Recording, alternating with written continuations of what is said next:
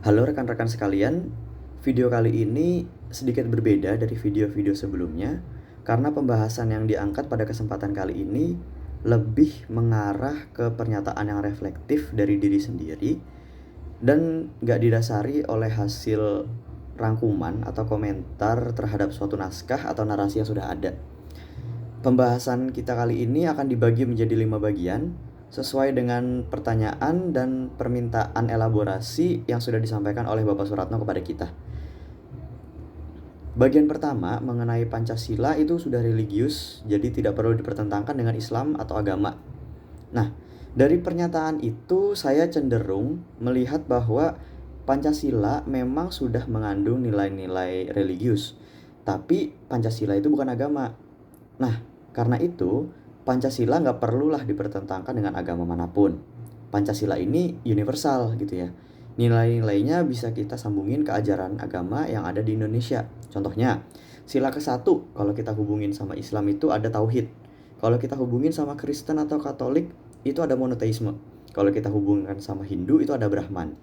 Contoh lain di sila kedua. Sila kedua itu kalau kita hubungkan dengan Islam, itu ada adil dan ada akhlak. Jadi ada berlaku adil dan akhlak gitu ya. Kalau di Kristen atau Katolik itu ada agape, dan kalau di Hindu itu ada karuna atau welas asih gitu kalau umumnya. Di sila ketiga, kalau kita hubungin sama Islam, sila ketiga itu hubungan sama Islam itu di ukhuwah watoniyah sama ukhuwah insaniyah. Kalau di Kristen atau Katolik itu ada komunio. Di Hindu ada dharma bersama. Terus di sila keempat, itu kalau di Islam itu ada syuro. Kalau di Kristen atau Katolik ada konsili, dan di Hindu itu ada saba. Kalau di sila kelima hubungannya sama Islam itu ada zakat. Kalau Kristen sama Katolik itu ada diakonia. Kalau di Hindu ada karma yadnya, ya karma yadnya kalau nggak salah. Terus dari contoh tadi itu kita bisa simpulkan aja kalau Pancasila itu tuh bukan cuma Islami, bukan Kristiani, bukan Hindu Buddha, bukan sekuler.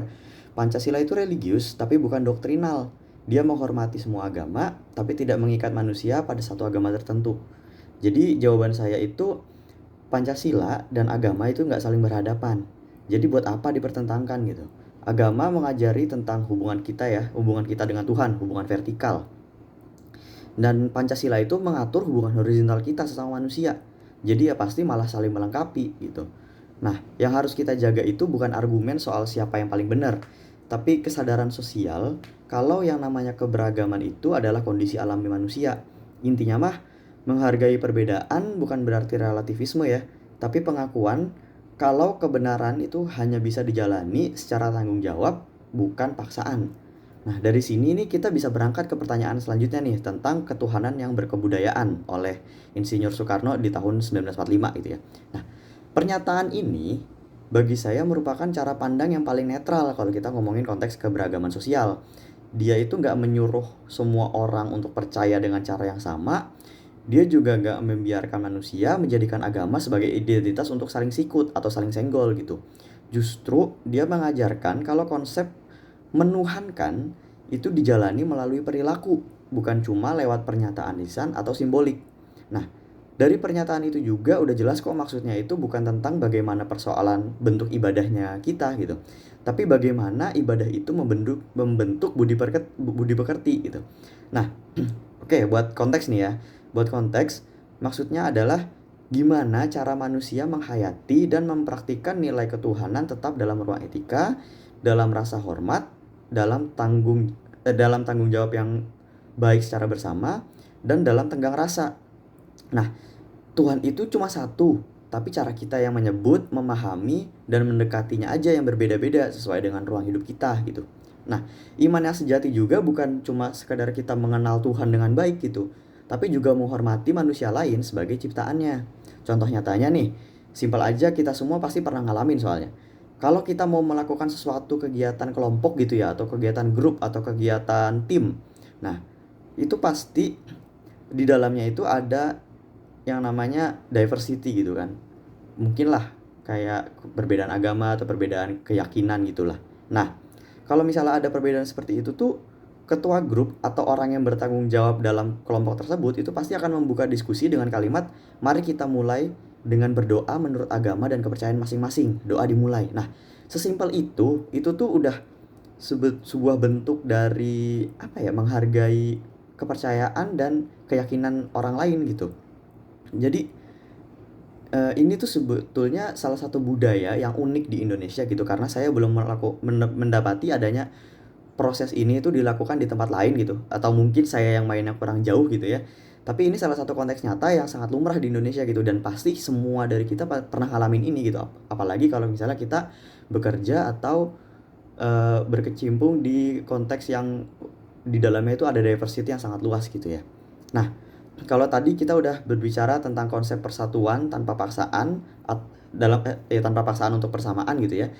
Nah, kita bisa sambungin lagi ke pertanyaan yang ketiga nih. Pertanyaan yang ketiga itu membahas soal kemanusiaan dalam tinjauan etis gitu ya. Nah, kemanusiaan itu eh, bukan konsep besar yang cuma dibicarain dalam seminar atau dalam teori-teori buku filsafat gitu ya. Kemanusiaan itu menurut saya adalah sebuah aksi setiap hari dari cara kita melihat orang lain.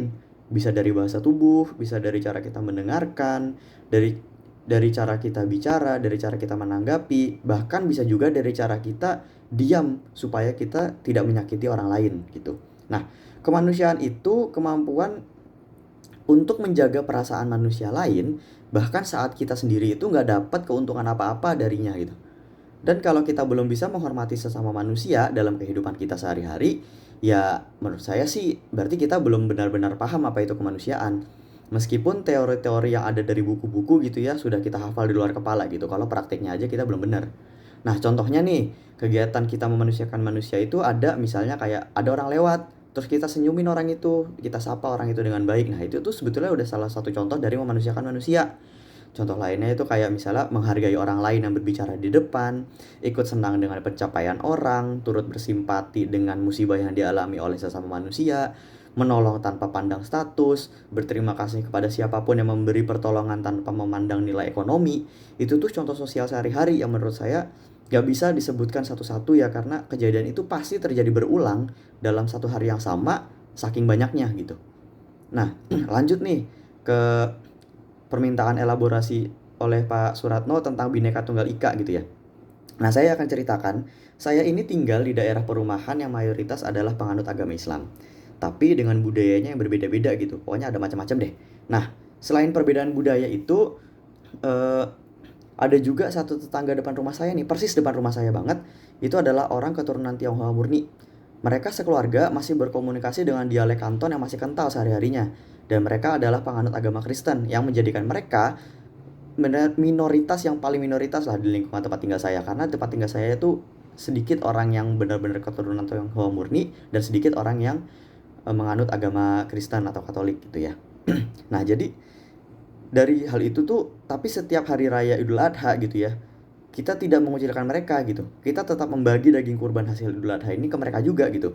Dan mereka pun turut menghargai kegiatan itu. Dan saat Idul Fitri pun mereka juga menghargai kami dengan ikut bersalam-salaman antar tetangga. Jadi mereka tetap join juga dalam kegiatan itu gitu. Nah, dilanjut dengan saat acara Paskah atau Natal atau Imlek gitu ya. Nah, mereka pun tetap membagikan kebahagiaan yang sama gitu kayak kita.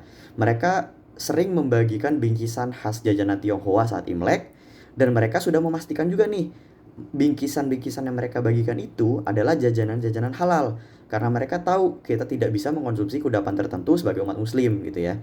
Nah, dan saat Natal atau saat Paskah, mereka pun kerap membagikan angpau dan hadiah-hadiah ke anak kecil di sekitar rumah saya gitu. Karena ya menurut saya sih itu bentuk dari kasih sayang mereka juga gitu. Menurut saya sih ini bentuk nyata yang paling benar-benar saya rasakan ya di kehidupan sehari-hari gitu. Nah, terus terakhir tentang elaborasi keadilan distributif oleh pemimpin di daerah kita. Oke, Bapak Suratno menceritakan tentang wali kota atau sejenisnya gitu ya. Tapi kalau di daerah saya, karena saya nggak begitu kenal dengan Pak Camat atau dengan wali kota di daerah saya gitu, jadi saya nggak akan cerita tentang mereka. Saya akan ceritanya tentang Bapak Ketua RW saja, yang bisa dibilang ya saya lumayan deket lah, kenal deket sama Bapak RW ini gitu. Nah, beliau ini namanya Bapak Endra Gunawan. Beliau ini usianya kurang lebih sama kayak ayah saya sendiri, ya mungkin sedikit lebih muda lah gitu. Tapi beliau ini sangat welcome sama warga-warganya. Bener-bener kita sebagai warga itu dianggap seperti keluarganya sendiri gitu, sangat hangat lah. Nah, beliau ini nggak mendiskreditkan warganya gitu dan menganggap semuanya bener-bener ya di bawahnya kepemimpinan dia itu nggak dianggap sebagai orang yang dibeda-bedakan gitu, bener-bener semuanya tuh ya sama, kita semua tuh warga RW ini gitu, semuanya sama gitu. Nah, kalau dilihat dari perspektif keadilan distributif, saya ngelihat contohnya itu dari ini deh. Contoh yang paling dekatnya ketika beliau mengadakan acara pesta pernikahan anaknya gitu ya. Nah, acara ini itu diadakan di Taman RW. Nah, lokasinya itu persis di serong depan rumah saya, tamannya itu. Nah, acara ini tuh diacarakan sebagai acara komunal yang terbuka. Acaranya itu besar dan megah, lumayan megah lah gitu. Tapi semuanya itu tuh bukan hasil dari kita patungan uang atau hasil dari uang pribadinya Pak RW ini sendiri gitu, enggak. Tapi justru ini tuh dari hasil usaha kita yang kolektif secara gotong royong warga gitu. Jadi eh, ini tuh acara yang dibangun dari kerjasama antar warga untuk membangun acara yang bisa dibilang bisa kita nikmati bersama lah gitu. Nah, contohnya itu ya tadi acaranya kan besar gitu ya. Nah, di sini tuh ada pembagian tugasnya berdasarkan keahlian dan keterampilan masing-masing gitu. Kayak contohnya ibu-ibu ada yang dibagi tugasnya jadi MC lah, ada yang ngatur rundown, ada yang ngebuat dekor, ngebuat hiasan, ngebuat bingkisan, ada yang jadi chefnya, ada yang bertanggung jawab konsumsi segala macam gitu. Nah, bapak-bapak pun sama gitu. Ada yang bertanggung jawab sebagai pengamanan, ada yang pengalokasian acara, ada yang bertanggung jawab atas penyewaan barang dan peralatan audio sebagai macamnya gitulah. Pokoknya macam-macam. Semuanya memiliki perannya masing-masing sesuai dengan keahlian dan bidangnya masing-masing gitu. Nah, intinya semua warga RW ini tuh diundang dan dilibatkan secara keseluruhan gitu ya. Kita di sini emang nggak digaji dalam bentuk material uang gitu ya. Kita nggak diberikan uang upah gitu. Tapi yang kita dapatkan itu sebuah pengalaman, kebersamaan atau bonding dan keseruan bersama yang kita alami atas kesuksesan acara ini gitu. Karena semuanya itu hasil dari kita sendiri gitu, hasil jerih payah kita sendiri bersama lah gitu. Tanpa pengecualian, tanpa status ekonomi atau kedudukan sosial gitu. Setiap orang diberikan peran sesuai kemampuannya masing-masing dan setiap tamu disambut dengan fasilitas dan penghormatan yang sama. Nah, nilai yang saya dapat dari beliau itu adalah terbukanya ruang yang sama untuk semua orang, terus diberinya kesempatan yang sama untuk terlibat kepada semua orang, dan didapatinya kebahagiaan yang dirasakan secara bersama-sama gitu. Jadi ya begitu sih gambaran kasar dari cara bagaimana beliau memimpin lingkungan warga di sekitar sini tanpa adanya pilih kasih, tanpa adanya kesenjangan, semua dibagi porsinya sesuai kemampuan dan keahliannya masing-masing gitu. Paling sekian penjabaran tentang tugas UTS mata kuliah Pancasila ini ya. Sekian, terima kasih atas waktunya. Assalamualaikum.